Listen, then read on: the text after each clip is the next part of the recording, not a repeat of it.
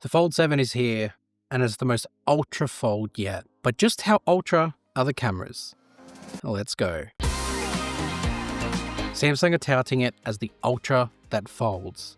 And when you see what these new cameras can do, that makes a lot of sense. First thing to talk about is the new 200 megapixel main camera. This is the first time on a global fold release that Samsung have used the same main camera that they use in their Ultra lineup.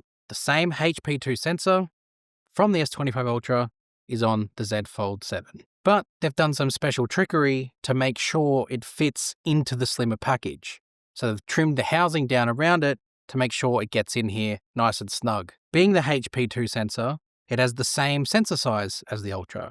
A 1 in 1.3 inch size means you're going to get that nice big sensor size, which has a nice natural depth of field behind it as well. And you've got all of the resolutions that sensor brings: 200, 50, and the default 12. It also has 8K 30 video recording, which when paired with log video is amazing. And being that 200 megapixel main sensor with Expert RAW, you have 200 megapixel RAW photos, which is just superb to have, especially for editing purposes later. If you compare it to last year's Fold 6 with the 50 megapixel camera, you get that more natural depth of field to go along with that increased resolution. The other advantage, perhaps scaringly, depending on how you like to take photos, is you get access to 200 megapixel rear camera selfies. That is a lot of detail to unlock on your face though, so just be wary about using that. But it is a lot of fun, especially to pinch and zoom in. If you've got beards, you can see the fine detail in that beard hair.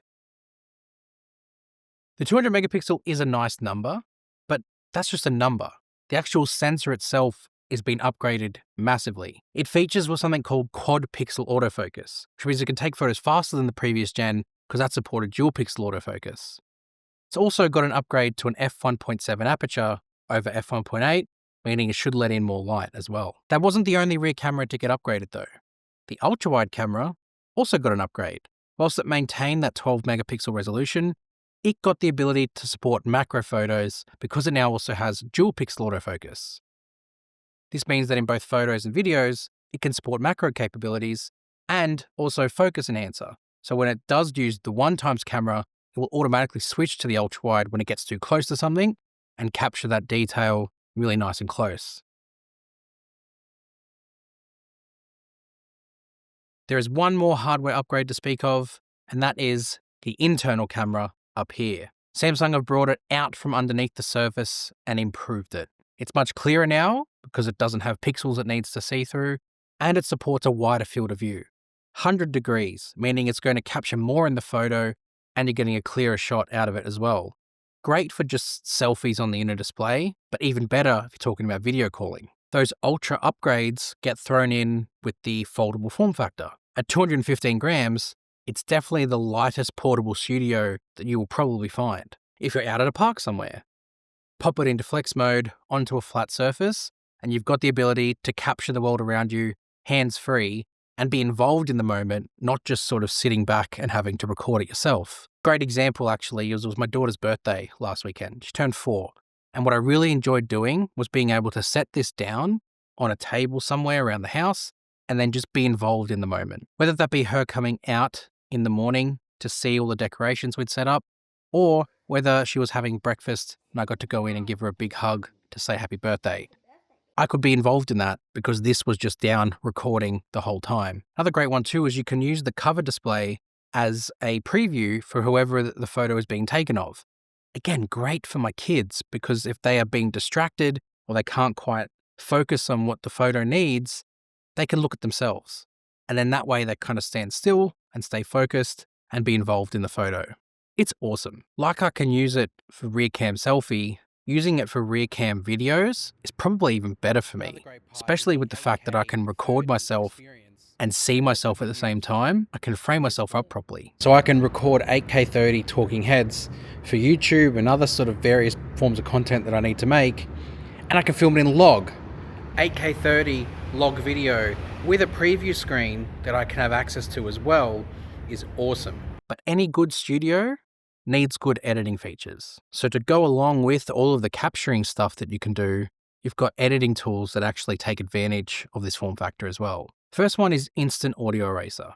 Now, this isn't necessarily going to be a foldable exclusive, but the bigger display on the inside definitely lends itself to it. Not only now do you have Audio Eraser accessible in both the voice recorder and Samsung Notes, but you also get Audio Eraser in the gallery without having to go and edit it. You'll also notice that I'm outside, and obviously outside comes with environment noise, wind and sort of traffic and all that sort of stuff can happen. With Instant Audio Eraser, and I guess the Audio Eraser feature in general, I can remove all of that from the gallery, but then also save a copy of it without that noise in it as well. Just another way that Samsung sort of create this really ultra camera experience with the Galaxy Z Fold7. When you're scrolling through videos in the gallery and you unmute one of them, you'll see a little toggle appear that is called Instant Audio Eraser. When you press this toggle, it will automatically apply Audio Eraser to that video and remove any distracting background noise so it plays through clearly. Going to be awesome, particularly for things like sporting events. My wife films all of our son's football games, and sometimes you get background noise that is kind of annoying and distracting. So if you're watching the clip, you can remove them as you're watching it. It's going to be great.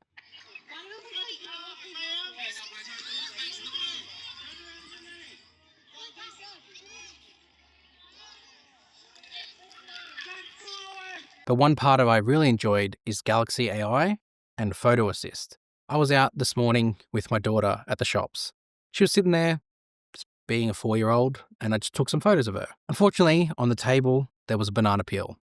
But we wanted that gone. It was too distracting and not visually aesthetically pleasing. What's great is once you remove something from a photo and you want to compare it to the original, when you hit Show Original, it will show you side by side the original and the edited version. What's even better about it is when you pinch to zoom in on it, it actually zooms in on both to the same area, so you can see that detail. It also has an auto photo bomber removal tool, because I did notice there was someone in the background.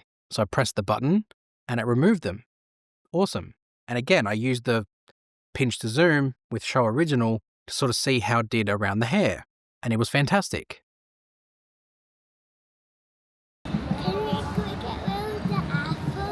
Why don't we try have a look? Yeah. Come around and have a look.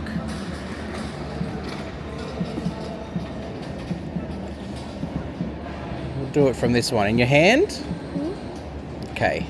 See if we can get rid of it. Okay. Erase. Generate. Do you reckon it can get rid of it? Yeah. Alright, we'll have a look. That looks like a football.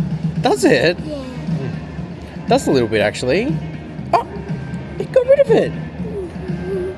Wow, how easy. It got rid of it! Ah! That is crazy. But look, what's that? That's over there, and then now it's just your hand. But I was holding it like this, and I didn't even eat it. And it seems like I ate it. And now it's gone. It was crazy how it reconstructed her hand after removing the apple. That was just impressive. This is by far Samsung's most complete foldable camera setup yet. They've combined the foldable form factor with the ultra camera system, that 200 megapixel and the dual pixel macro ultra wide, with Galaxy AI features that allow you to truly bring everything together. And all of that combined means this is truly separate from anything else you're likely to find. So if you are interested in a Z Fold7 for yourself, make sure you check out the links in the description. Thanks to Samsung for sending the phones out to put this video together. Hit subscribe to Technical Benefits if you're interested in more breakdowns like this. Lots more coverage to come. And I'll see you guys in the next one. Yo!